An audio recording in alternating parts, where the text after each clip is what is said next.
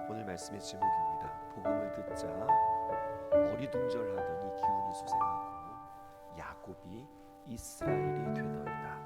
오늘 말씀 가지고 여러분들과 함께 귀한 은혜 나누고 싶습니다. 15절부터 우리가 함께 풀어볼게요. 15절에 보니까 여러분 이렇게 기록되어져 있습니다. 요셉이 또 형들과 입맞추어 안고 우니 형들이 그제서야 요셉과 말하니라. 그동안 말하지 못하다가 드디어 입맞추고 서로 안고 울자 이제 대화가 시작되었습니다. 요셉과 형들이 나누었던 마지막 대화는 어디였을까? 성경을 거꾸로 쭉 찾아가 보았어요. 그런데 생각보다 오랜 시간 동안 서로 소통하지 않고 말하지 않았어요. 언제인가 보았더니 창세기 37장으로 넘어갑니다.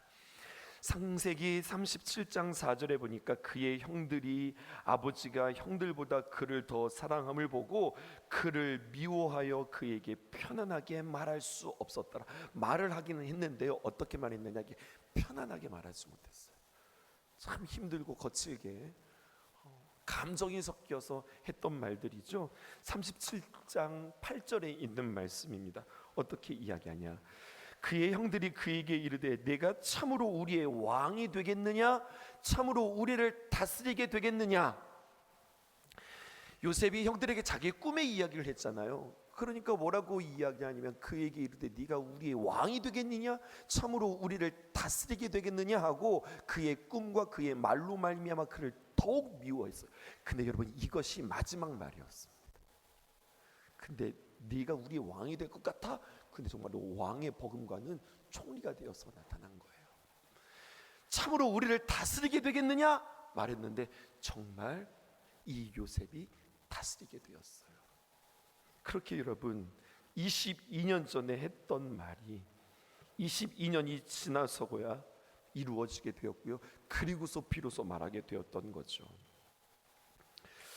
15절에 보니까 요셉이 또 형들과 입맞추고 안고 우니 형들이 그제서 요셉과 말하니라 라고 했는데, 그들이 어떤 말을 했는지는 성경에 기록되어져 있지는 않지만 마지막 말은요, 감정의 말이고 책망의 말이고 원망의 말이고 미움의 말이었으나 이제 그들이 하는 말들 가운데는요, 글쎄요, 무슨 대화가 오갔을까요? 분명 통곡하고 화해하고 나서 그들이 했던 이야기는 분명 하나님의 행하심과 하나님의 섭리, 하나님의 은혜, 그들의 이야기 속에는 반드시 하나님의 이야기가 들어 있었을 것입니다.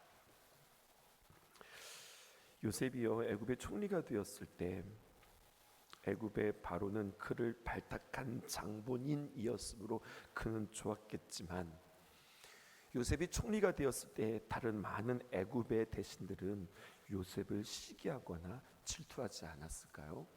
근데 오늘 16절에 보니까 이렇게 기록되어져 있어요. 요셉의 형들이 왔다는 소문이 바로의 궁에 들리매 이제 모든 것들이 다 밝혀지기 시작했죠. 그랬더니요, 바로와 그의 신하들이 기뻐했다, 이렇게 기록되어 있어요. 바로가 기뻐한 건 이해가 돼요. 왜냐하면 바로는 자기가 뽑은 사람이잖아요.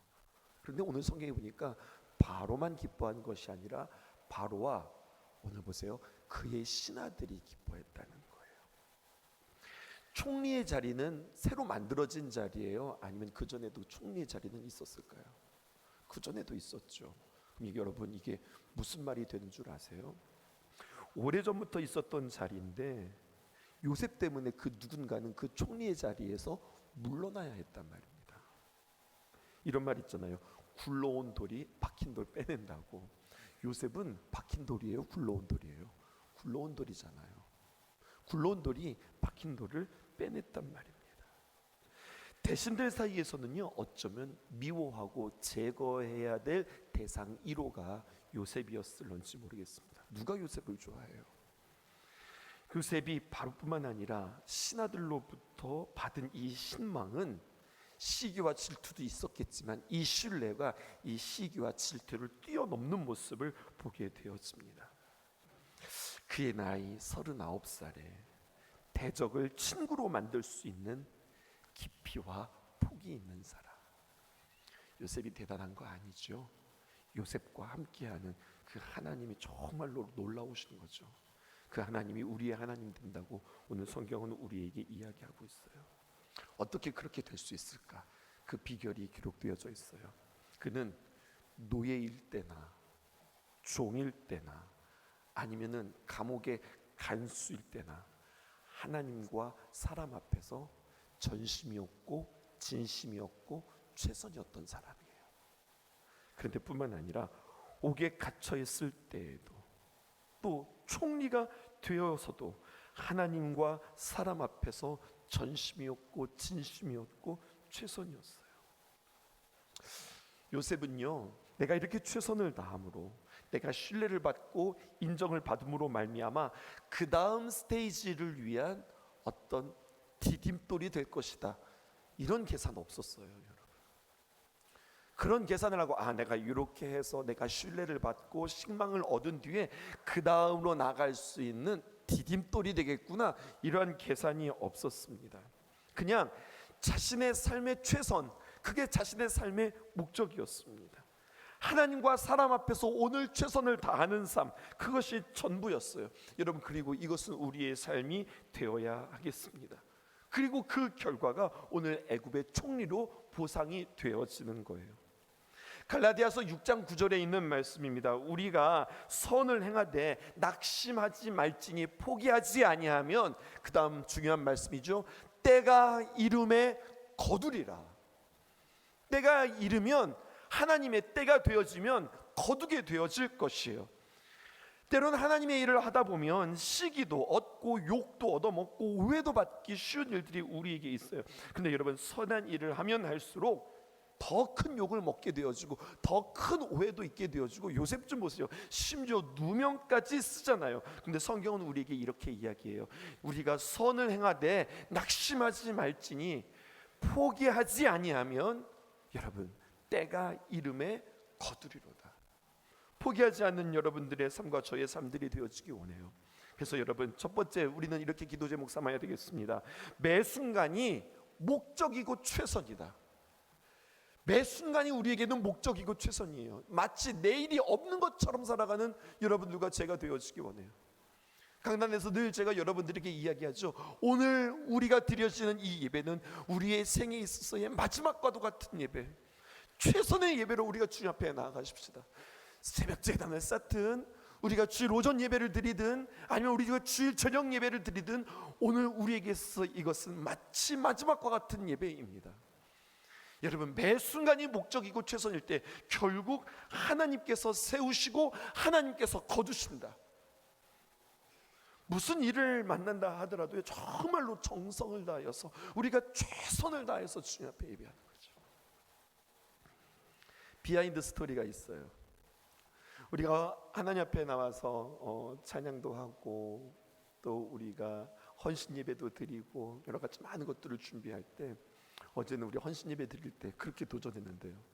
뜬금없이 우리 하나님 앞에 더 귀한 마음으로 찬양하기 위해서 우리 권사님들, 이거 찬양 아는 거니까 우리가 외워서 합시다. 그랬더니 목사님 또 그건 뭐예요? 그러시는 거죠. 우리 가사를 외우고 주님 앞에서 더 진심으로, 또 하나님 앞에 온 마음을 다하여서 더 최선으로 우리가 더 노력해서 우리 하나님 앞에 한번 찬양해 볼까요? 그렇다고 모든 찬송을 우리가 다 외워서 하겠다는 이야기는 아니에요. 권사님들 걱정하지 마세요. 가사 띄워드릴 테니까 우리 한번 그렇게 찬양해 볼까요? 그냥 찬양하던 대로 그냥 하면 되는 거죠. 앞에 나와서 여선교회 헌신 예배 드리니까 그렇게 하면 되는 거죠. 근데 그렇게 하고 싶지 않은 거예요. 악보를 듣는 것부터 시작해서, 자세부터 시작해서, 줄을 맞추는 것부터 시작해서, 사실 그게 본질은 아니잖아요. 그게 중요한 게 아니잖아요. 근데 그 작은 것들까지도 정성을 다하고 싶은 거예요. 온 마음을 다 쏟고 싶은 거예요. 그렇게 우리가 주님을 사랑하고 주님을 귀하게 여기는 모습을 그렇게라도 표현하고 싶은 거예요. 하나님께서 그거 보시는 것 같아요. 여러분, 이렇게 우리가 매 순간이 목적이고 최선일 때 하나님께서 세우시고 하나님께서 거두게 하신다. 이 원리를 꼭 기억하셨으면 좋겠습니다. 또 한 가지는요, 여러분, 이제 우리가 요셉의 이야기가 거의 마무리되어지는데, 요셉의 자각이 언제 있었을까? 이거 굉장히 중요한 질문입니다. 요셉이 애굽에 팔려가는 그 순간부터 하나님께서 나를 보내셨다 이렇게 해석하지는 않았을 거 아니에요. 처음에는 원망과 불만과 도대체 이게 뭐냐, 정말 아득하고 깜깜하고 못 견디는 삶이 자신에게 있었을 거 아니겠어요? 근데 여러분, 계속 그렇게 불평과 불만과 원망과 아득함과 이해되어지지 못한 그런 동굴 속에서 헤매는 삶이 아니었을 거예요. 어느 순간에 야, 이건 하나님께서 보내신 거다, 지금 하나님께서 일하고 계신다라고 하는 그 자각의 순간이 언제였을까, 이게 궁금했어요. 그렇죠? 성경은 그것을 우리에게 이야기하고 있지 않아요. 나는 형들이 나를 판 것이 아니라 하나님께서 나를 보내셨구나, 이것을 자각할 때는 언제였을까? 여러분, 아이들을 키우다 보면 아주 어릴 때 말이죠, 뭐든지 자의식이 발달해서 자기가 하고 싶을 때가 있어요. 음식을 앞에 차려 놓았는데 자기가 먹겠다는 거예요. 아직 이게 좀 발달하지 않았는데, 소근육이 발달하지 않았는데 자기가 먹겠다는 거죠. 그러면서 온 상에 밥알이 다 떨어지고 국수를 먹으면 온 얼굴에 온 몸에 그냥 손바닥에 그냥 국수로 그냥 가득 차는 모습들이 있을 수 있어요. 먹여주면 안 먹겠다는 거예요. 먹여주면 안 먹고 자기가 먹겠다는 거죠. 이럴 때가 있어요. 혼자 할 때가 있는 거죠. 인생의 최악의 때, 가장 어둡고 가장 밑바닥일 때, 이거는 어두운 것이 아니라 밑바닥이 아니라 엉망진창이 아니라 이것은 하나님의 밑바탕이구나. 잠깐 앞에서 아이의 이야기를 했지만, 여러분, 사실 그런 과정이 있어야 소근육이 발달해서 이제 스스로 나중에 정말 자기가 먹는 거예요. 아이가 흘린다고 가만히 있어, 계속해서 엄마가 먹여주잖아요. 그럼 그 아이는 이게 발달이 되어지지 않는 거예요. 그렇게 조금 참아줘야 되는 때도 있는 거죠. 엉망이 되든 그냥 짜장면을 먹는데 얼굴이 그냥 다 새까맣게 되어지든 그래도 그냥 놔둬야 될 때가 때로는 있는 것 같아요. 그런데 중요한 것은요, 이렇게 인생이 잘 안 되고 엉망이고 잘 내 뜻대로 안 되어지고 최악일 때, 가장 어둡고 밑바닥일 때, 하나님의 밑바탕이구나 경험했을 때가 언제일까요? 죽음은요, 우리에게 이렇게 이야기해요. 우리가 모두가 다 죽음에 대해서 이야기하는데, 세상은 이 이야기를, 철학자들은 인생 이야기하기를 죽음은 인생의 끝이다. 독일의 철학자 하이데거는 그렇게 이야기했습니다. 인간은 죽음을 향하는 존재다. 그렇죠. 우리는 하루하루 살아가는 것이 죽음을 향해서 하루하루 걸어가고 있는 거 아니겠어요? 근데 성경의 관점은 달라요. 성경이 말하는 죽음은 무엇이냐? 인생의 끝이 아니라 인생의 완성이다. 이렇게 이야기해요. 이게 더 정확한 표현이에요. 우리의 삶, 정확하게 두 개를 기억할 때 우리는 인생에서 승리하는 삶을 살아갈 수 있습니다. 하나는 뭐냐? 우리가 한 폭의 그림을 이 땅에 남기고 살아가는 존재다. 그리고 또 한 가지, 우리의 육체는 이제 죽어서 이 땅에 묻히겠지만, 주님께서 이 땅에 오실 때 우리는 주님처럼 영화될 것이다. 이것이 우리의 결론이에요. 여러분, 이것을 믿으면 승리하는 거예요. 내가 누구인지, 내가 어떻게 될지 알면 승리하는 거예요. 두 가지를 기억하시라고요. 나는 하나의 그림을 남기는 존재이다. 또 행함대로 보응하시는 그 주님 앞에 나는 서는 존재이다. 그러므로 여러분, 두 번째 무엇을 기억하시느냐? 나의 인생의 최악의 때, 가장 어둡고 가장 인생의 밑바닥일 때, 그때 그것에 낭망하는 것이 아니라 나는 이 땅에 한 폭의 그림을 남기고 천국의 주님 앞에 섬을 기억할 때에 우리는 모든 일에 승리할 수 있다고 하는 거죠. 내가 그리면 엉망진창이에요. 그런데 하나님께서 붙잡으시면 여러분, 그것은 작품이 되는 거예요. 내가 지금 통과하는 지금, 나의 지금의 색깔을 그림으로 표현한다고 한다면, 나의 지금 색깔은 가장 어둡고 그리고 칙칙하고 그리고 참 아름답지 못한 그러한 색깔일지 모르겠어요. 그런데 여러분, 나중에 작품이 되어지고 보니까요, 이 색깔이 그림을 돋보이게 하는 거예요. 그림을 그리는데 어떻게 삼원색만 가지고 그려요? 어떻게 빨강, 파랑, 노랑만 가지고 그려요? 그럼 여러분, 이게 작품이 될 수 없어요. 나의 어두운 삶의 색깔이 그 그림의 명암이 되어지고요, 입체감이 표현되어지고요, 주님께서 나에게 이런 색깔을 주셨던 그 세월이 나로 하여금 작품 기쁨을 만나게 하시는 하나님의 놀라운 솜씨구나, 이것을 깨닫게 되어지는 거죠. 17절에서 18절입니다. 바로가 당부하는 겁니다. 뭐라고 당부하느냐? 바로가 지금 최선의 것을 주기로 마음을 먹는 이야기가 성경에 기록되어 있어요. 바로는 요셉에게 이르되 내 형들에게 명령하기를 너희는 이렇게 하여 너희의 양식을 싣고 가서 가나안 땅에 이르거든. 18절입니다. 너희 아버지와 너희 가족을 이끌고 내게로 오라. 내가 너희에게 애굽의 좋은 땅을 주리니 너희가 나라의 기름진 것을 먹으리라. 이 바로가 이 야곱과 그의 모든 가족들 이제 애굽으로 초청합니다. 그리고 19절에서 20절에 보니까 이렇게 기록되어 있어요. 이제 명령을 받았으니 이렇게 너희는 애굽 땅에서 수레를 가져다가 너희 자녀와 아내를 태우고 너희 아버지를 모셔오라. 20절입니다. 또 너희 기구를 아끼지 말라. 여러분, 이게 무슨 말이에요? 너희 기구를 아끼지 말라. 무슨 말이냐면 올 때에 빈손으로 오라는 거예요. 여러분, 우리가 이사할 때는 빈손으로 가지 않죠. 우리가 있었던 모든 짐을 다 싣고 가는 거잖아요. 근데 가지고 오지 말라는 거예요. 너희의 기구를 아끼지 말라. 애굽 온 애굽 땅에 좋은 것이 다 너희 것입니다. 그냥 몸만 와라. 다 준비해 놓게. 집도 준비해 놓고, 가구도 준비해 놓고, 곡식도 준비해 놓고, 옷도 준비해 놓고, 다 준비해 놓을 테니까 너는 어떻게 오라는 거예요? 빈손으로 오라. 그렇게 이야기하는 거예요. 자, 보세요. 성경은 무엇을 이야기하는 걸까요? 이것은 또 하나의 우리에게 모형입니다. 요셉이 생각했던 게 있어요. 총리가 되어서 기대했겠죠. 바로가 이렇게 초청하니까 참 감사하다. 어떻게 우리 아버지와 우리 형제들을 이렇게 오라고 이야기해 주나, 감사하다. 자기가 생각한 것이 있는데 자신이 생각했던 것보다 훨씬 더 좋은 것으로, 훨씬 더 귀한 것들로 채워지는 역사가 있어요. 이사야서 55장 8절에서 9절에 있는 말씀입니다. 이것이 하나님의 생각입니다. 이는 내 생각이 너희의 생각과 다르며 내 길은 너희의 길과 다름이라. 여호와의 말씀입니다. 하나님의 생각은 항상 우리의 생각을 뛰어넘는단 말입니다. 이는 하늘이 땅보다 높음같이 내 길은 너희 길보다 높으며 내 생각은 너희 생각보다 높음이니라. 언제나 하나님께서 우리에게 준비해 주시는 것은 우리가 생각하는 것보다 더 훨씬 더 좋은 것으로 우리에게 주시는 하나님이십니다. 우리가 이것을 기억해야 돼요. 창세기 45장 21절에 보니까 이제 바로의 명대로 그대로 수행하는데 궁금한 건 한 가지가 있습니다. 22절 보세요.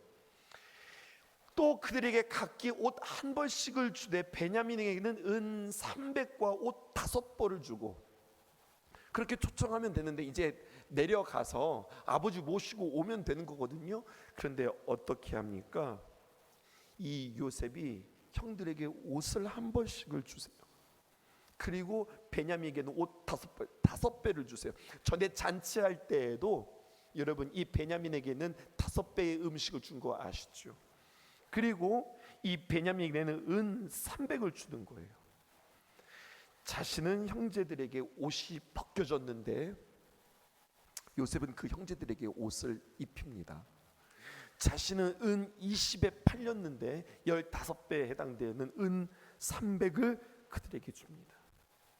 궁금한 거 있어요. 어차피 애굽으로 올 텐데 지금 이들이 준 것보다 훨씬 더 많은 보상들이, 혜택들이 마련되어 있을 텐데 그냥 좋은 것들을 다 준비해주고 그냥 와서 다 가지면 되는 건데 그때 주어도 될 것을 왜 지금 주고 있는 것일까요? 내가 이만큼 가지고 있다고 어떤 허세를 부리기 위해서 이 형제들에게 주는 것일까요? 마지막 우리는 이것을 풀어야 되겠습니다. 26절입니다. 알리어 이르되 요셉이 지금까지 살아있어 애굽 땅 총리가 되었나이다. 야곱이 그들의 말을 믿지 못하여 어리둥절하더니. 이들이 이제 다 내려가지 않았겠어요? 요셉이 준비한 모든 것들을 입고 가지고 그리고 내려가지 않았겠어요? 어리둥절한 거예요. 아버지가 그 이야기들이 뭐 정말 야곱이 살았다고 하면서 막 기뻐하는 것이 아니라 어리둥절하였다. 이것을 뭐 이렇게 원어에 입각하여서 해석하면요, 어리둥절하던 게 깜짝 놀란 게 아니라 이렇게 혼비백산이 됐다, 이런 뜻이에요. 그런데 보세요, 여기 놀라운 말씀이 있습니다. 27절에 또 요셉이 자기들에게 부탁한 모든 말로 그에게 말하매 그들의 아버지 야곱은 요셉이 자기를 태우려고 보낸 수레를 보고서야 기운이 소생한지라. 어리둥절하고 정신이 없었는데 뭐를 보고 나니까 자기를 태우려고 가져온 수레를 보고 나니 어떻게 된 겁니까? 그제서야 기운이 소생하게 되었더라라고 이야기해요. 요셉이 살았다라고 이야기하니까 야곱이 믿지 않고 어리둥절했는데요. 그런데 이 수레를 보고서 아, 정말 살아있네라고 이야기하는 거죠.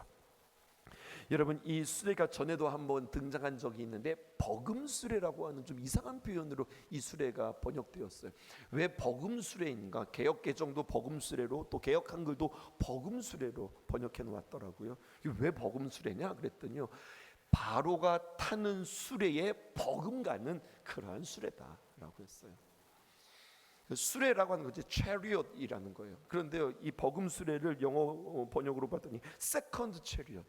그러니까 바로는요, 수레가 하나가 있는 게 아니에요. 여러 수레가 있는 거예요. 그런데 1등부터 시작해서 1호차, 2호차, 3호차, 4호차 이게 쭉 있는 거죠.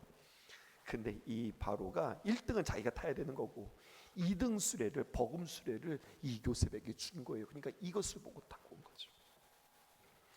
성경의 표현을 놓치기 쉬운데 한번 유심 있게 보실까요? 27절에 보세요. 그리고 동그라미를 치셔야 됩니다. 어떻게 되느냐? 그들이 또 요셉이 자기에게 부탁한 모든 말로 그에게 말하며 그의 아버지 누구는 야곱이라고 표현되어져 있죠. 요셉이 자기를 태우려고 보낸 수레를 보고서야 기운이 소생한지라. 그런데 28절 보세요. 이 야곱을 누구라고 표현하고 있죠? 이스라엘로 표현하고 있어요. 창세기는 모세 오격입니다. 모세가 이 창세기를 기록하였는데요, 모세가 헷갈렸나, 왜 이렇게 야곱으로 했다가 이스라엘로 했다가 왔다 갔다 하면서 그 이름들을 바꾸었을까요? 여기는 의미가 있는 거예요. 여기 매우 중요한 의미가 있어요.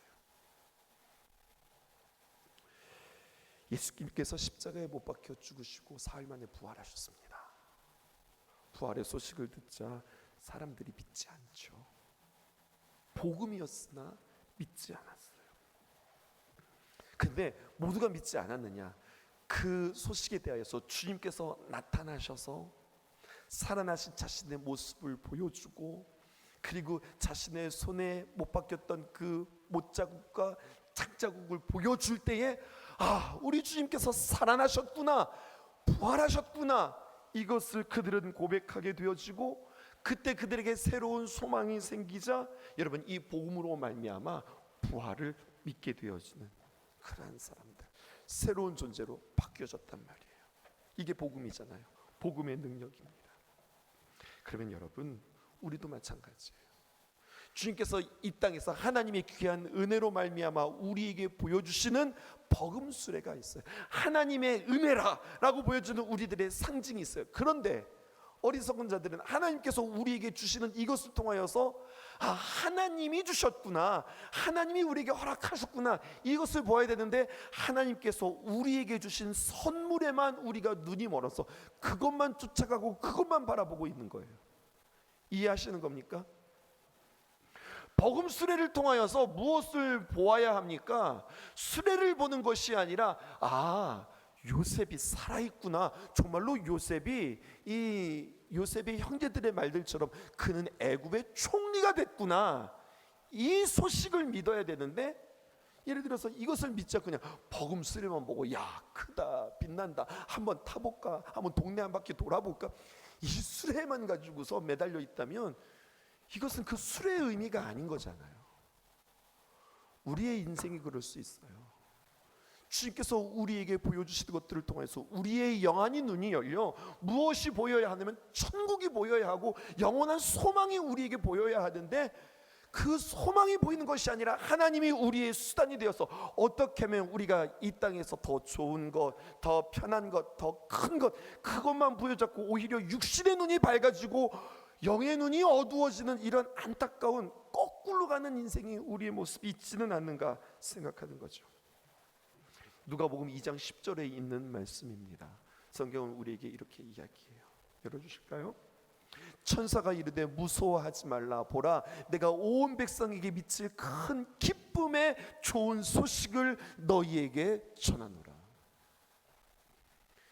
예수님께서 이 땅에 오셨다는 거예요. 너희를 구원할 구세주가 이 땅에 태어나셨다. 여러분, 기쁨의 좋은 소식이 오늘날도 동일하게 우리에게 있습니다.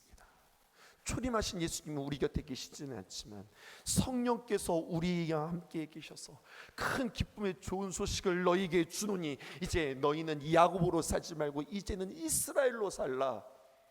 너는 이 땅에 살아갈 때 어리둥절하지 말고 기운이 소생되어 살라. 여러분, 소망을 가진 자의 살아가는 모습이요, 살아가는 시선이요, 살아가는 이름이란 말입니다. 오늘 성경은 우리에게 이것을 이야기하고 있어요. 그냥 재미있는 애굽의 총리의 이야기, 요셉의 이야기가 아니라 이것은 바로 우리의 이야기라고요. 하나님께서 우리에게 천국을 준비해 주셨다. 주님께서 우리를 맞이해 주신다. 우리에게 그 천국의 모형들로 우리의 삶에 보여주시는 그 흔적들에 대해서 우리는 붙잡으며 점점 우리는 세월이 지나면 지날수록 더욱더 천국의 눈이 떠지는 귀한 자가 되게 하소서. 여러분들 기도하셔야 되겠습니다. 오늘 기도 제목 3가지 여러분들께 띄워드릴게요. 첫 번째 기도 제목입니다. 내게 주어진 일에 성령의 힘으로 오늘 마음을 쏟아 내가 오늘 최선을 다하게 하소서. 잘못 적용하면 그래요. 오늘도 나는 정말 열심히 살아봐야지, 내가 정말로 최선으로 살아야지. 그냥 안 되는 거예요. 우리 예수 믿는 사람들은요, 최선으로 살아갈 때, 전심으로 살아갈 때 어떻게 해요? 내 힘으로가 아니라 성령의 힘으로 온 마음을 쏟아 살아가게 하소서. 두 번째, 나의 인생이 누군가에게 이정표가 되기 위하여 또 주님 앞에 부끄럽지 않도록, 주님 앞에 설 때 내가 부끄럽지 않도록 오늘도 바른 선택, 이게 한 폭의 그림을 그려가는 겁니다. 내가 오늘 내가 무엇을 선택하면서 살아갈까? 내가 어떻게 말할까? 내가 어떻게 결정할까? 내가 어떻게 할까? 나의 인생이 정말로 그 누군가에게 이정표가 되어지기를 원합니다. 선한 영향력이 흘러갈 수 있기를 원합니다. 이것이 여러분 십자가의 두 번째 능력 아니겠습니까? 마지막 세 번째, 인생에 주어지는 것들에 대하여서 하나님께서 나에게 주시는 선물들이 있거든요. 내 눈이 빼앗기지 않게 하소서. 나의 영안의 눈이 열리게 하소서. 하나님께서 나의 인생에 주시는 것들이 있어요. 근데 그것에만 푹 빠져서 살아가는 것이 아니라 이렇게 주시는 하나님의 손길, 그 하나님을 바라보며 내 눈이 세상에 빼앗기지 않게 하소서. 기도하는 저와 여러분들 되기를 주님의 이름으로 축복합니다. 기도하겠습니다.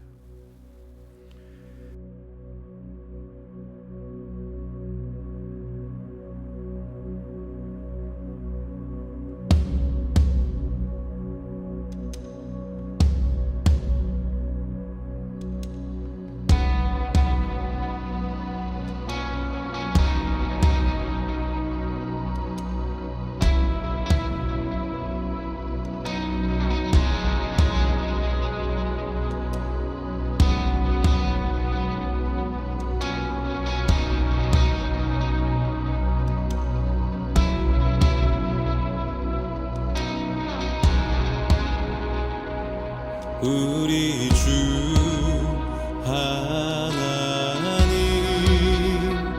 그 영광과 좋은 귀를